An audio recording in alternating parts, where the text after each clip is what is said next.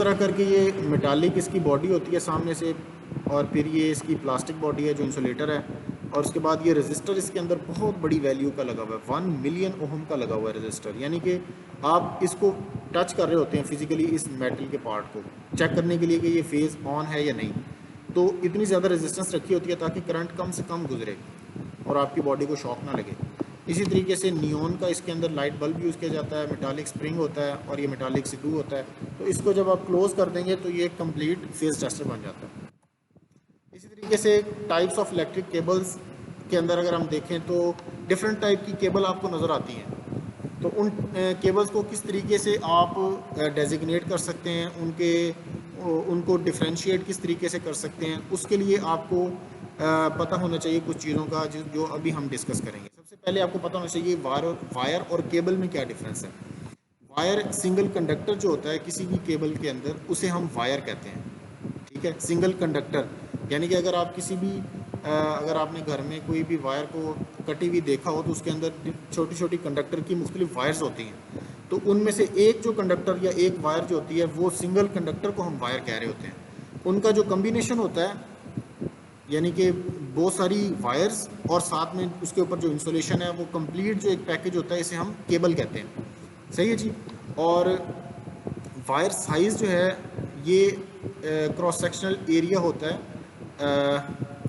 हमारे कंडक्टर का, ठीक है। कंप्लीट जो कंडक्टर है इनसाइड द केबल, उसका जो क्रॉस सेक्शनल एरिया बनता है टोटल, वो हम यहाँ पे वायर साइज़ के तौर पे मिलीमीटर स्क्वायर में लेते हैं, ठीक है। ये डिफरेंट हो सकते हैं। इसकी बेस के ऊपर भी वायर्स को डिस्टिंग्विश किया जाता है। इसके अलावा आम तौर पे आपने जो है ना वो मार्केट के अंदर मशहूर होता है 329, 729, तो वो बेसिकली 329 या 729 ऐसे नहीं होता कि 329 है। ये बेसिकली इस तरीके से होता है 3 यानी कि 3 अलहदा चीज़ होती है और 0.029 इंचज़ अलहदा चीज़ होती है। क्या क्या चीज़ें होती हैं?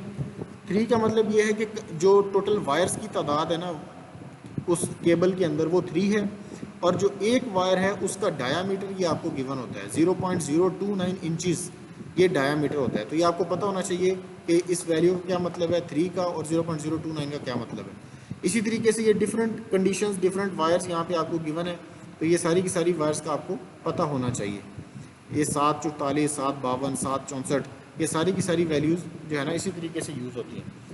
उसके बाद अगर आप देखें तो current carrying capacity different wires की डिफरेंट हो सकती है, ठीक है। ये 6 एम्पेयर मैक्सिमम ले सकती है, जिसे हम 1/044 इंचज़ कह रहे हैं। इसमें कंडक्टर की क्योंकि थिकनेस कम से कम होती है, इसलिए इसमें करंट भी कम गुजर सकता है। जैसे थिकनेस बढ़ती जाती है या डायमीटर बढ़ता जाता है वायर का, उसी तरीके से आप कह सकते हैं कि इसमें करंट कैरिंग कैपेसिटी भी बढ़ती है। इसी तरीके से वोल्टेज का भी इस पर डिफरेंस आता है, ठीक है। वोल्टेज ड्रॉप का कि हर 100 फीट के ऊपर कितना वोल्टेज ड्रॉप आपको मिलेगा। तो जैसे जैसे डायमीटर बड़ा होता जाता है वोल्टेज ड्रॉप भी कम होता जाता है। ये एडवांटेज की चीज़ है, ये भी देखनी चाहिए। हमारे पास डिफरेंट मेथड होते हैं इलेक्ट्रिकल वायरिंग के।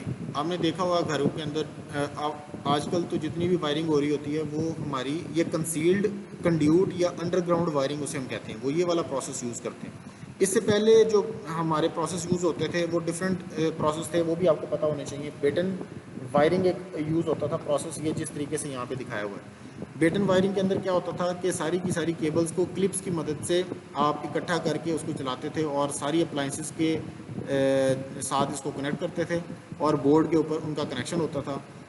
इस तरीका वायरिंग को हम कहते थे, यानी वायरिंग के इस मेथड को हम कहते हैं बेटन वायरिंग, ठीक है। इसी तरीके से केसिंग और केपिंग वायरिंग भी एक होती है, ये भी आमतौर पे आपको आजकल कहीं ना कहीं नज़र आ जाती है। इसमें क्या होता है, एक प्लास्टिक का जो है ना इसके ऊपर आप कह सकते हैं कि एक केसिंग पाइप होता है और उसके अंदर से आपने इंसुलेटेड केबल्स को या वायर्स को गुजारना होता है। इंसुलेटेड होनी चाहिए, ठीक है। और उसके ऊपर फिर आप कवर को लगा देते हैं तो ये आपकी केसिंग एंड केपिंग टाइप की वायरिंग हो जाती है।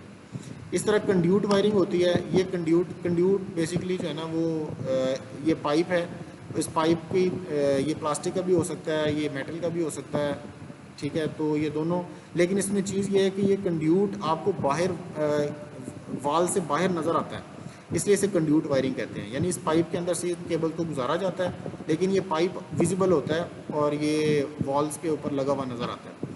और सरफेस कंड्यूट वायरिंग भी इसी तरीके से, यानी कि सरफेस के ऊपर जो कंड्यूट लगे हुए हैं, मेटल का कंड्यूट भी हो सकता है, प्लास्टिक का भी हो सकता है। तो ये वाला प्रोसेस जो है ना, इसे वायरिंग के प्रोसेस को हम आजकल कहीं ना कहीं देख लेते हैं, लेकिन बेसिकली ज़्यादातर जो है ना कंसील्ड कंड्यूट या अंडरग्राउंड वायरिंग यूज़ होती है। पैरेलल सर्किट का पैरेलल कनेक्शन जो है ना, वो ये हमारा एक्सपेरिमेंट है जो हमने आज परफॉर्म, यानी कि यहाँ पे हमने देखना है, और इसकी परफॉर्मेंस आपको डिमॉन्स्ट्रेशन के अंदर मिल जाएगी।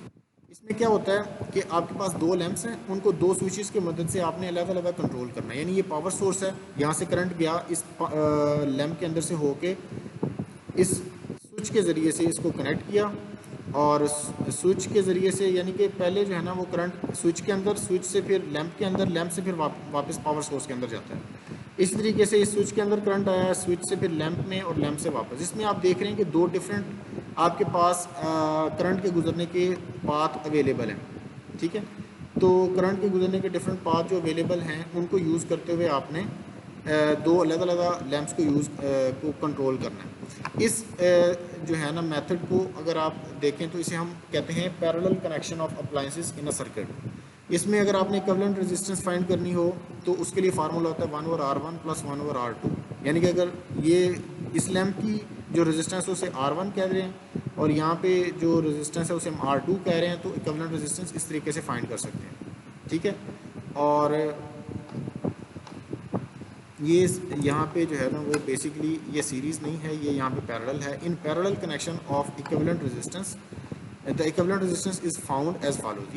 ये पैरेलल है यहाँ पे, ठीक है, ये बात ध्यान में रखनी है। इसके अंदर एक और चीज़ है कि इसमें जो करंट है वो आपको हर पॉइंट के ऊपर डिफरेंट मिलेगा, करंट चेंज होता है इसके अंदर, हर अप्लायंस के ऊपर डिफरेंट करंट जाता है, और वोल्टेज जो है ना वो इसके ऊपर सेम रहती है। यानी वोल्टेज जो सोर्स के साथ यहाँ पे अप्लाई की जाती है, वो सारी की सारी वोल्टेज सेम एग्जैक्ट जो है ना वो हर अप्लायंस को मिलेगी, ठीक है। ये इसमें बेसिक चीज़ें हैं जो आपने ज़हन में रखनी है, और इसकी डिमॉन्स्ट्रेशन आपको दिखाई जाएगी। Thank you very much.